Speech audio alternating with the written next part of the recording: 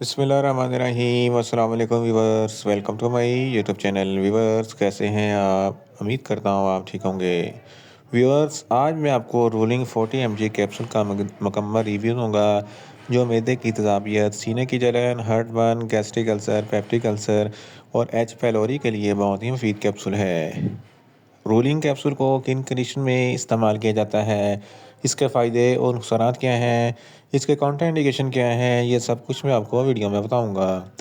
Viewers, सबसे पहले मेरी आपसे रिक्वेस्ट है, मेरा चैनल मेडिकोज इन्फो सब्सक्राइब करें। व्यूअर्स, बात करते हैं रोलिंग कैप्सूल की पैकेजिंग की, तो इसके एक पैक में 14 कैप्सूल होते हैं और एक कैप्सूल की कीमत 45 रुपये है। ये हाई क्यू फार्मास्यूटिकल कंपनी की प्रोडक्ट है, जो किसी भी मेडिकल स्टोर और फार्मेसी स्टोर से आसानी से मिल जाती है। व्यूअर्स, अब बात करते हैं रोलिंग कैप्सूल की फार्मूलेशन की, तो इसकी फार्मूलेशन में ओमेप्राजोल 40 mg होता है और ये 20 mg की स्ट्रेंथ में भी दस्तयाब होता है, जो मैदे की तेज़ाबियत को कम करता है। व्यूअर्स, अब बात करते हैं रोलिंग कैप्सूल का सही तरीका इस्तेमाल और खुराक की। तो रोलिंग कैप्सूल दिन में एक कैप्सूल 2 मरतबा इस्तेमाल कर सकते हैं, यानी कि एक कैप्सूल सुबह, एक कैप्सूल शाम इस्तेमाल कर सकते हैं। कैप्सूल को खाना खाने से पहले इस्तेमाल करें तो आपको इफेक्टिव रिजल्ट मिलेंगे, या आप अपनी कंडीशन या डॉक्टर की हिदायत के मुताबिक भी इस्तेमाल कर सकते हैं। व्यूअर्स, अब बात करते हैं रोलिंग कैप्सूल को किन कंडीशन में इस्तेमाल किया जाता है, इसके फ़ायदे क्या हैं। रोलिंग कैप्सूल में ओमेप्राजोल होता है, जो मैदे की तेज़ाबियत को कम करता है।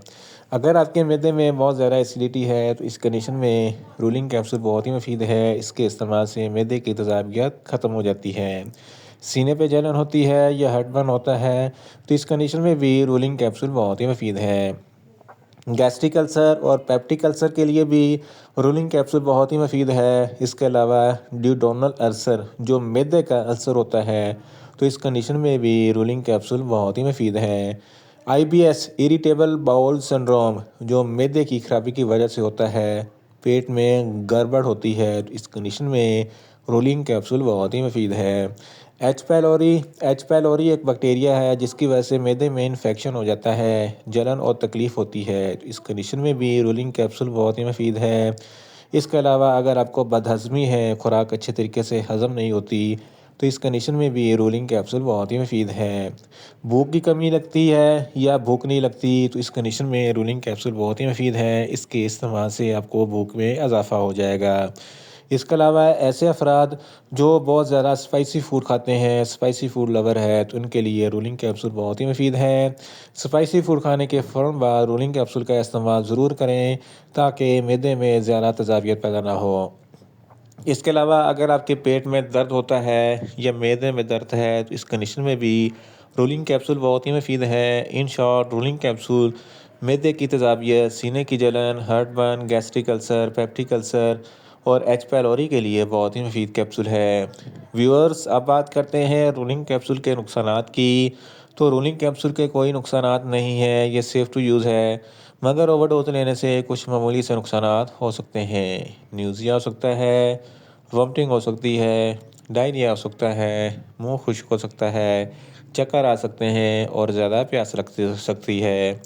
व्यूअर्स, अब बात करते हैं रोलिंग कैप्सूल के काउंटर इंडिकेशन की। तो हाइपर सेंसिटिविटी वाले लोग रोलिंग कैप्सूल का इस्तेमाल ना करें, और जिगर के अमराज वाले फ़र्द भी रोलिंग कैप्सूल का इस्तेमाल सिर्फ डॉक्टर की हिदायत के मुताबिक ही करें, और छोटे बच्चे जिनकी उम्र 10 साल से कम है, इनको रोलिंग कैप्सूल का इस्तेमाल ना करवाएं।